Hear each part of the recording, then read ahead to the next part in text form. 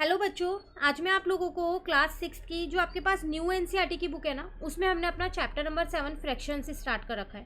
तो आज की क्लास में मैं आप लोगों को फिगर इट आउट के क्वेश्चंस कराऊंगी, जो कि आपके पास पेज नंबर 174 पे है। तो क्वेश्चन नंबर 1 है आपके पास यहाँ पर, compare the following fractions and justify your answer. कुछ फ्रैक्शंस आपको दे रखे हैं, आपको क्या करना है, इनको कंपेयर करना है। कंपेयर मतलब आपको ये बताना है कौन सा फ्रैक्शन बड़ा है और कौन सा फ्रैक्शन छोटा है। जब बड़ा पता चल जाएगा तो छोटा अपने आप पता चल जाएगा कि ये वाला छोटा है। ठीक है ना। तो अब देखो यहाँ पर आप इसे कंपेयर करोगे कैसे, वो हम सीखते हैं।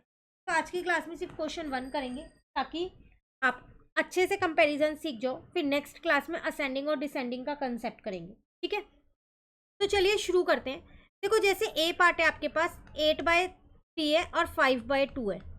कंपैरिजन फ्रैक्शन की तभी हो सकती है जब उनके ये डिनोमिनेटर जो है ना, जैसे यहाँ 3 और 2 है, ये सेम होने चाहिए।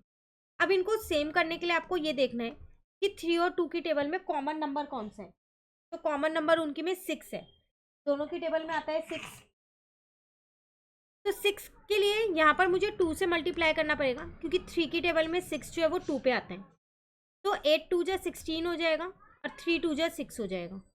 ऐसे ही 5/2 में 2 की टेबल में 6 3 पे आता है, तो यहाँ मैंने 3 से मल्टीप्लाई किया। एक चीज़ का ध्यान रखना, न्यूमरेटर और डिनोमिनेटर दोनों में ही मल्टीप्लाई करोगे, सिर्फ एक जगह आप नहीं करोगे। ठीक है, ये आ गया। अब कंपेयर करोगे तो देख के पता चल रहा है 16/6 बड़ा है, बड़ा है ना। इसका मतलब 8/3 जो है वो ग्रेटर है 5/2 से।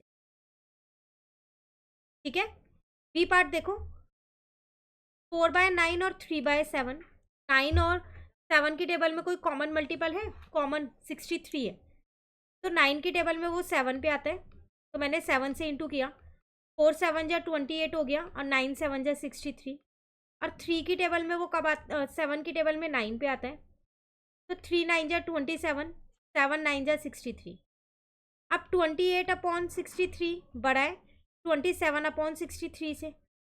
इसका मतलब 4/9 बड़ा है 3/7 से। ठीक है, चलिए सी पार्ट देखो, 7/10 है और 9/14 है। तो 10 और 14 की टेबल में कॉमन मल्टीपल मुझे 140 ही दिख रहा है, दोनों की में आता है, तो मैंने यहाँ 14 से इंटू किया। और इस वाले में मैं क्या करूँगी, 10 से इंटू कर दूंगी। ठीक है ना। अगर आपको फिर भी कोई कॉमन मल्टीपल नहीं मिलता तो ऐसी कोई दिक्कत वाली बात नहीं है, आप क्रॉस में मल्टीप्लाई कर सकते हो।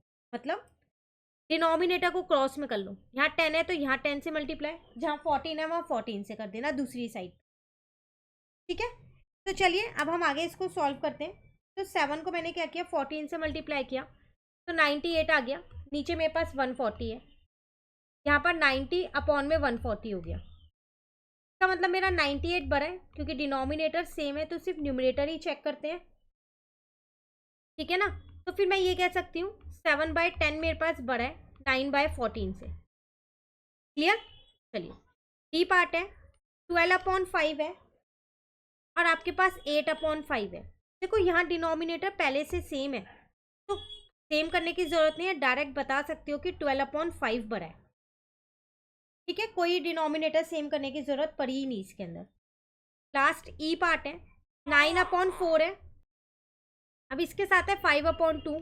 तो 4 और 2 की टेबल में कॉमन नंबर तो आपको 4 ही मिल रहा है, तो इसको तो 1 से ही इंटू कर दो। ठीक है ना, तो ये आ जाएगा 9/4। 5/2 को क्या करोगे आप, यहाँ पर इसको 2 से इंटू करोगे ताकि इसका डिनोमिनेटर भी 4 बन जाए। इसका मतलब 9/4 और 10/4 में 10/4 बड़ा है, तो मैं ये कह सकती हूँ कि 5/2 बड़ा है। कंपेयर करूंगी उसको अगर मैं 9/4 से। ठीक है, क्वेश्चन 1 हमने कर लिया, आप इसे अच्छे से कर लीजिए, क्योंकि इसी पे बेस्ड क्वेश्चन 2 और 3 है, उन्हें नेक्स्ट क्लास में कवर कर लेंगे। Thank you.